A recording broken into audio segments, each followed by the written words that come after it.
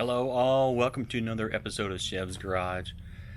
Coming to you today, not to give you any kind of great pointers on how to work on stuff, but more of a, oh crap, what did we do type of situation.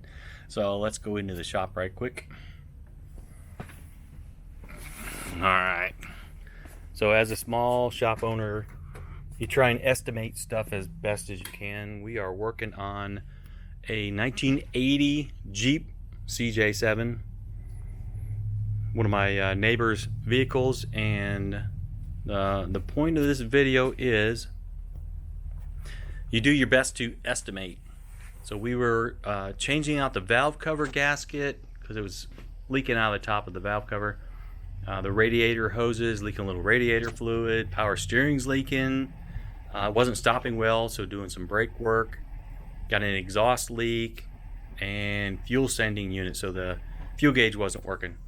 So you look at this and you think, wow, it's a early 80s 1980 Jeep, everything is super simple, right? You would think so. However, we have found that it is a pain in the butt. I estimate 8.5 hours, and we already have a full day into this, and we are still, as you can see, in pieces. We had to buy a specialty tool to get the 2 1/16 inch spindle nuts off of the axles, or off the front axles, just so we can get the brake rotors off, so we can have those turned down. Brake pads look good. However, the rotors were just absolutely glazed over, so they definitely needed some work. What you find is there's so much, like the exhaust manifold to the exhaust pipe is just, the bolts were just rusted. We had to put PV blaster on it and just work the heck out of it. The valve cover gasket, or the valve cover bolts, were just a pain in the butt to get out. The back one was like right up against the firewall, and they got EFI on this thing, so there's a new fuel line that goes right in the way, and it's a hard line. There's just all kinds of little stuff that you run into when something seems super simple to do, and then it turns out taking you way more than you expected.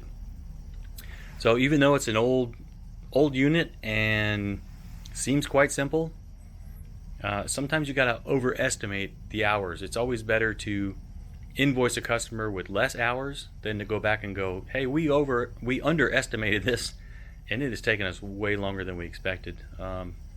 Maybe it's just that we don't really, I wouldn't say we don't know what we're doing, because all of it seems to make sense. But just looking up the lines for the power steering, there's like multiple options, and we thought we had the right one. We looked at it, thought we bought the right one, turns out it's not. Struggle for hours to try and get the stupid thing in, and then we find out that it's not exactly the right turns. There's a little slight difference. So you go back to ordering more parts and going back to the AutoZone or O'Reilly's to get the right part.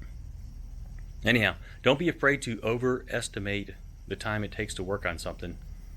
And thankfully he accepted the original invoice or estimate. I don't know that I can go back and charge him more for the labor because of all the trouble we ran into. I'll more or less end up eating that cost, because my tech, he's got a family, he's got his own bills. I'm paying him for his time, and me as a small business owner will most likely end up eating a couple hours of labor. And that's just the way it goes. Sometimes it's good, sometimes it's gravy, and you make good money. Sometimes you run into problems like this and it just kicks your butt, and you don't. And that's just the way it goes.